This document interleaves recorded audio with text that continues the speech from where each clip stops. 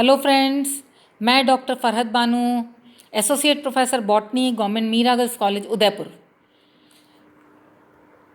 आज हम पारिस्थितिकी कारकों यानी इकोलॉजिकल फैक्टर्स के तहत एडेफिक फैक्टर्स के बारे में पढ़ेंगे, यानी मृदा कारकों के बारे में पढ़ेंगे। मृदा के वो फीचर्स, वो गुण जो इफ़ेक्ट डालते हैं वनस्पति पर या जीवों पर। मृदा की साइंटिफिक स्टडी को यानी वैज्ञानिक अध्ययन को हम पीडोलॉजी कहते हैं। हम जानते हैं कि मृदा न केवल ठोस पदार्थ है, बल्कि उसमें पाया जाने वाला जल और सॉल्यूशन एवं गैसें, ये सब मिला करके मृदा होती हैं। मृदा के ओरिजिन को यदि देखा जाए, मृदा के उत्पत्ति को यदि देखा जाए, उसके फॉर्मेशन को यदि देखा जाए, तो हम दो स्टेजेस में इसके फॉर्मेशन को देखते हैं, समझने की कोशिश करते हैं। पहला है वेदरिंग यानी अपक्षय, यानी जो पेरेंट चट्टानें हैं उन चट्टानों में क्रैक्स आ जाना और उन क्रैक्स का बढ़ते बढ़ते उन चट्टानों का पूरी तरह टूट जाना फाइन पार्टिकल्स में, ये प्रोसेस वेदरिंग कहलाता है। वेदरिंग यानी break down of bigger rocks into finer particles, इसके लिए दो मुख्य कारक जिम्मेदार होते हैं। एक होते हैं भौतिक और दूसरे होते हैं रासायनिक। भौतिक कारकों में हम ये कह सकते हैं कि कभी तो बारिश हो जाती है और कभी सूखा पड़ जाता है, यानी वेटिंग ड्राइंग। कभी तो टेम्परेचर बहुत हाई हो जाता है, कभी लो हो जाता है। स्नो और आइस चट्टानों को तोड़ते हैं। उसके अलावा गुरुत्वाकर्षण के कारण भी पहाड़ों पर से चट्टानें टूटती हैं और नीचे की तरफ आती हैं। केमिकल में hydrolysis, hydration, oxidation reduction, carbonation, chelation, ये सारे कारण हैं जो वेदरिंग करते हैं। उसके अगली स्टेज जिसे हम पीडोजेनेसिस कहते हैं। पीडोजेनेसिस यानी ये जो मिनरल मैटर है जो वेदरिंग द्वारा बना है, उसमें बायोलॉजिकल ही नहीं, दूसरे जो कारक हैं जिनमें टोपोग्राफिक और जलवायवीय कारक भी होते हैं, उनके कारण जो बदलाव आते हैं और असल में मिट्टी का निर्माण होता है। जो जैविक कारक हैं उनमें कई प्रकार के जीव जो उस पार्टिकल्स के साथ पाए जाते हैं, उन टूटी हुई चट्टानों में या उन चट्टानों के क्रैक्स में लगते हैं, जिनमें लाइकिन होते हैं, बैक्टीरिया होते हैं, फंजाई, एल्गी, मॉसेस भी ग्रो कर जाती हैं। फिर कई जीव जैसे आर्थ्रोपोड्स, मॉलस्क, ये जो भी संश्लेषित करते हैं कार्बनिक एसिड्स, एंजाइम्स, उनका कार्य होता है वो मिनरल मैटर के साथ ह्यूमस फॉर्मेशन भी करते हैं और एक प्रकार से सॉइल का निर्माण करते हैं। अब हम सॉइल के जो संस्तर हैं, जिसको हम सॉइल प्रोफाइल या मृदा परिच्छेदिका कहते हैं, उसके बारे में पढ़ेंगे। सॉइल प्रोफाइल को हम दो भागों में बांट सकते हैं। एक है जो ऑर्गेनिक होराइजन है, जैविक संस्तर है, और दूसरा है जिसे हम कहेंगे खनिज संस्तर। जैविक संस्तर को ओ होराइजन कहते हैं और खनिज संस्तर को हम ए, बी, सी और डी या आर दोनों कह सकते हैं। हम रॉक के लिए आर भी कई बार लिखा जाता है, इसको संस्तरों में बांटते हैं। ओ संस्तर को, ओ होराइजन को हम O1 और O2 में पढ़ते हैं, क्योंकि O1 वो संस्तर है जिसमें अभी अभी टूट के गिरी हुई पत्तियां और शाखाएं हैं जो पेड़ों से गिरी हैं। अभी अभी जो डेड ऑर्गेनिक मैटर है वो मिला है, जिसको हम लिटर कहते हैं। ये O1 संस्तर लिटर वाला संस्तर है, यानी उन ऑर्गेनिक मैटर वाला संस्तर है जिसमें अभी डिकम्पोजिशन शुरू नहीं हुआ है, अपघटन नहीं चालू हुआ है। लेकिन O2 में अपघटन हो गया है, आधा अधूरा हो गया है, और जो मटेरियल बना है उसको हम डफ कहते हैं, DUFF, डफ। A1 और A2 को यदि देखें तो वो ए होराइजन कहलाता है। A1 में हमें ह्यूमस ज़्यादा मिलेगा। ह्यूमस को हम अगले पार्ट में डिटेल में पढ़ेंगे। ह्यूमस फॉर्मेशन होगा जो मिनरल मैटर के साथ मिक्स होगा। इस कारण A1 संस्तर डार्क कलर का होता है, ग्रेइश, ब्राउनिश, ब्लैकिश कलर का। A2 संस्तर लाइट कलर का है रिलेटिवली, क्योंकि इसमें से जो ऑर्गेनिक मैटर है वो नीचे की तरफ चला गया है और इसमें बलुई मिट्टी पाई जाती है। थोड़ी मोटी होती है, बहुत फाइन नहीं होती, कोर्स पार्टिकल्स होते हैं मिट्टी के।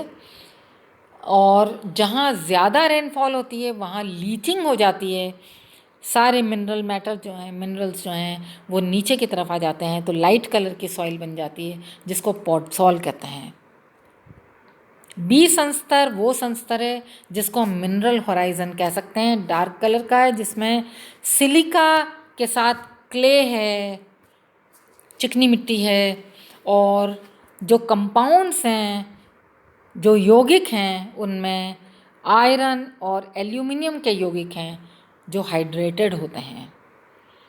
सी संस्तर इनकम्प्लीटली वेदर्ड संस्तर है, और आर या डी संस्तर जो है वो पेरेंट रॉक है जिसमें वेदरिंग नहीं हुई है। बी संस्तर तक को हम टॉप सॉइल कहते हैं, दरअसल यही सॉइल है। सी संस्तर वो मटेरियल है जिसमें वेदरिंग चल रही है अभी लेकिन पूरी नहीं हुई है, और आर संस्तर तो पेरेंट रॉक है। अब मिट्टी को वर्गीकरण करने के कई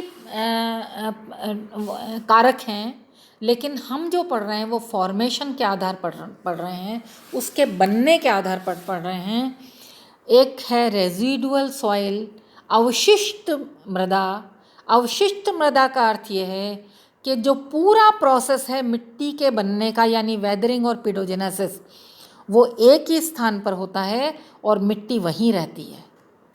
दूसरी है जो मिट्टी वेदरिंग के बाद स्थानांतरित हो जाती है एक स्थान से दूसरे स्थान पर, और स्थानांतरित होने के जो एजेंट हैं, जो स्थानांतरित करते हैं मिट्टी को, उनके प्रकारों के आधार पर हम 4 प्रकार देखते हैं सॉइल के।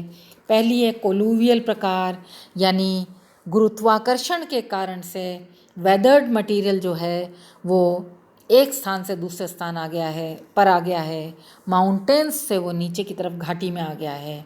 एलुवियल सॉइल, हमें मालूम है नदियाँ जो मिट्टी बहा कर लाती हैं और जो किनारे पर मिट्टी उसके होती है, जिसमें फाइन सैंड भी हो सकती है और कुछ चिकनी मिट्टी भी हो सकती है, संस्तर होते हैं कई उसमें भी, और वो बहुत फर्टाइल मिट्टी होती है, उपजाऊ मिट्टी होती है।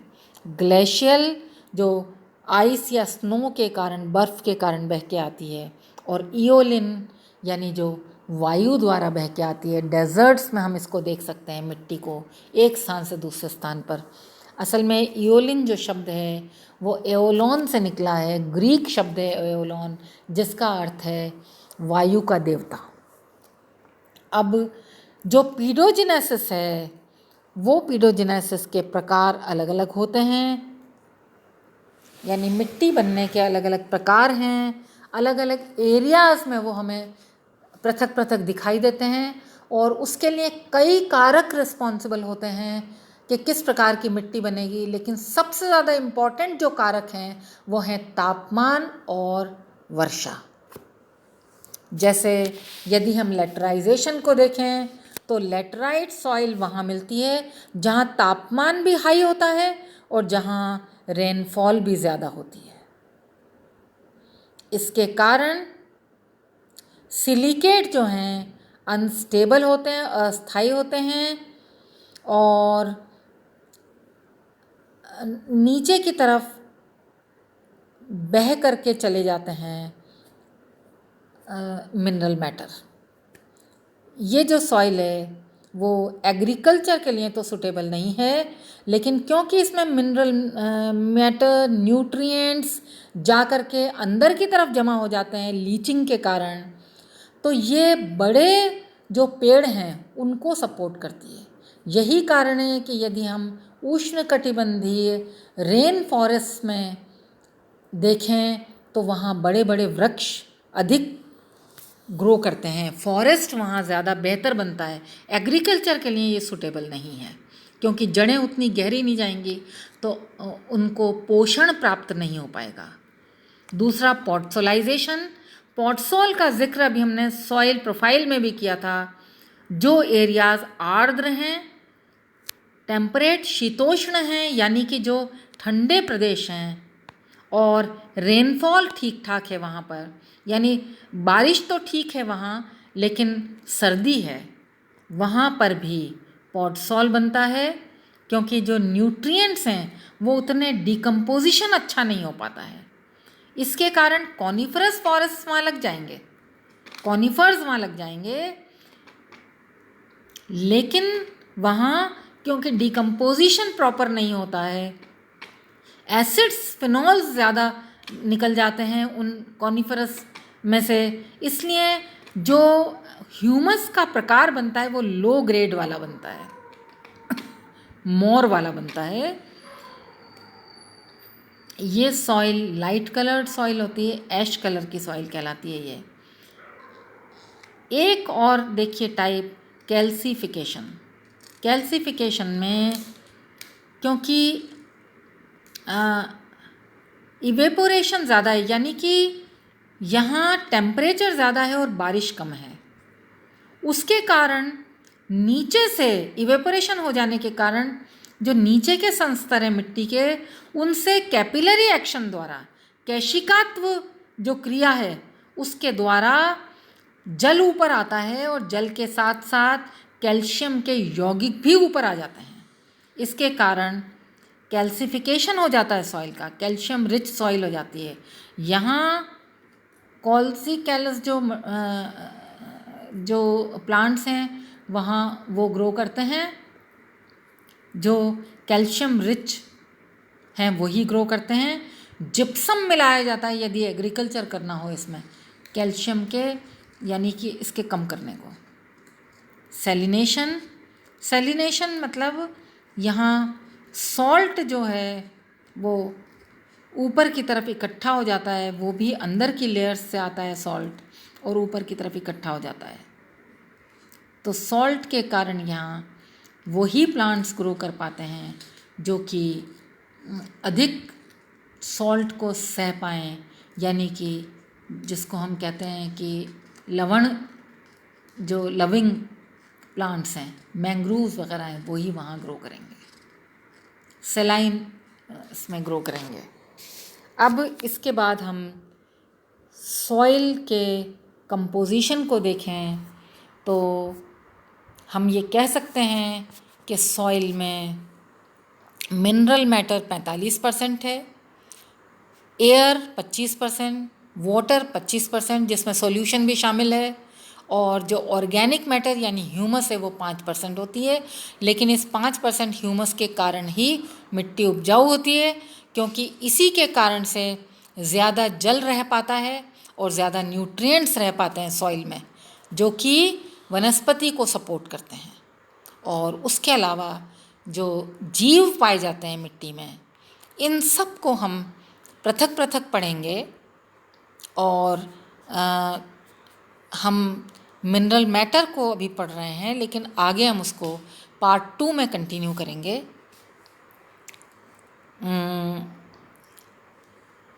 मिनरल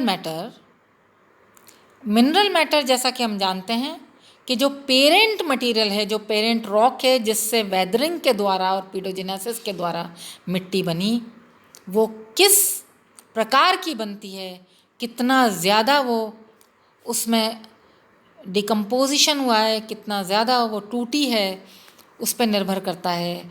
उसका जो टेक्सचर है, उसका जो गठन है वो किस प्रकार का है। तो डायमीटर बेसिस पर international society of soil science ने मिलीमीटर में साइज़ के आधार पर अलग अलग प्रकार दी है इसकी। क्ले जिसमें 0.002 मिलीमीटर से भी कम साइज़ के पार्टिकल्स हैं, यानी बहुत ही छोटे पार्टिकल्स हैं, और क्ले को हम चिकनी मिट्टी भी कहते हैं। सिल्ट है जो उससे बड़े पार्टिकल्स वाली है, फाइन सैंड। अब हम सैंड को हमने दो में बांट दिया है, फाइन सैंड और कोर्स सैंड।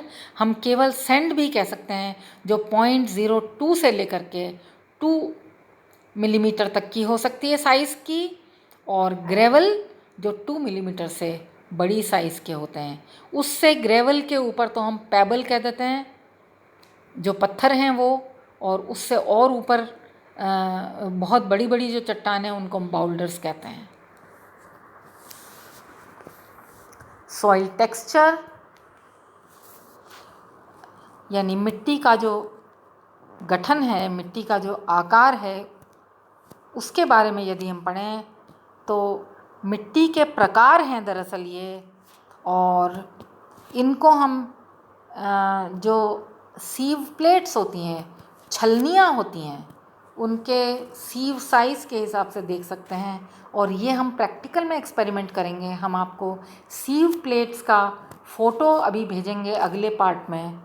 सीव प्लेट्स किस प्रकार होती हैं और किस प्रकार पूरा एक सीव सेट होता है, छलनियों का सेट होता है, जो हमें ये बताता है कि इस मिट्टी में कितनी तो क्ले है और कितनी सिल्ट है, कितना लोम है, किस प्रकार की मिट्टी है। यानी ये अब इसमें हम यदि देखें तो कुछ प्रकारों में मैंने ज़्यादा प्रकार दिए हुए हैं, आप इसमें से कुछ प्रकार कम भी कर सकते हैं, लेकिन थोड़ा सा डिटेल बताना मुझे इसलिए ज़रूरी लगा कि उससे हमारी समझ बढ़ती है। हम याद चाहे इसमें से पूरी नहीं भी रखेंगे तो कोई बात नहीं। एक सॉइल बताइए मैंने, सैंडी सॉइल। सैंडी सॉइल वो सॉइल है जिसमें 80 से 85% बालू है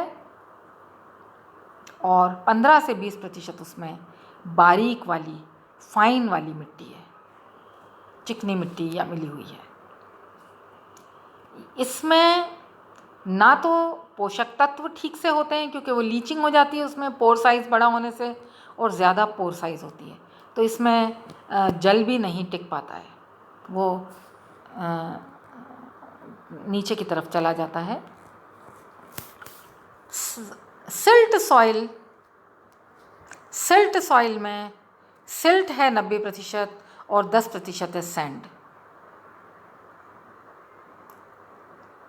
एयर इसमें अच्छी है, वाटर होल्डिंग कैपेसिटी भी इसकी अच्छी है क्योंकि सैंड है तो बड़े बड़े पोर्स भी हैं इसमें। क्ले सॉइल जो होती है, चिकनी मिट्टी, इसमें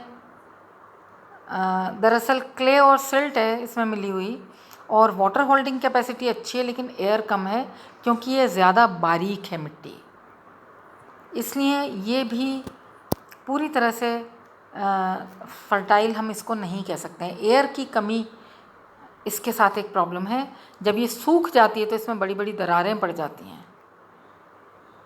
लोम सॉइल एक अच्छी वाली सॉइल है जिसकी जलधारण क्षमता भी अच्छी है, वायु भी अच्छी है, अवकाश इसमें जो स्पेसेस हैं, जो पोर्स हैं वो अच्छे हैं, इसलिए लोम सॉइल अत्यधिक उपजाऊ प्रकार की सॉइल होती है जिसमें 30 से 50% सैंड है। मतलब ये समझिए आप कि आधा आधा रेशो दोनों प्रकार की मिट्टियों का है। थोड़ा सैंड कम मान लेते हैं हम और सिल्ट और क्ले थोड़ी ज़्यादा है, लेकिन ये बहुत बैलेंस्ड मिट्टी है जिसमें कई प्रकार के फसलें पैदा हो सकती हैं। लाइम सॉइल, चूना वाली मिट्टी, जिसको मैंने बताया था कि कैल्सिफिकेशन के कारण चूना सॉइल बनती है। कैल्सिकोलस जो प्लांट्स हैं वही यहाँ ग्रो कर पाते हैं। ह्यूमस जिसमें ज़्यादा होता है वो बहुत उपजाऊ मिट्टी होती है।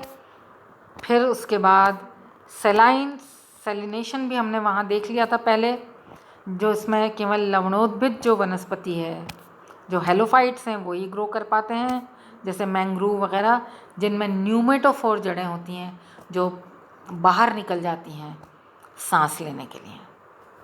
तो आज बस इतना ही। थैंक्स।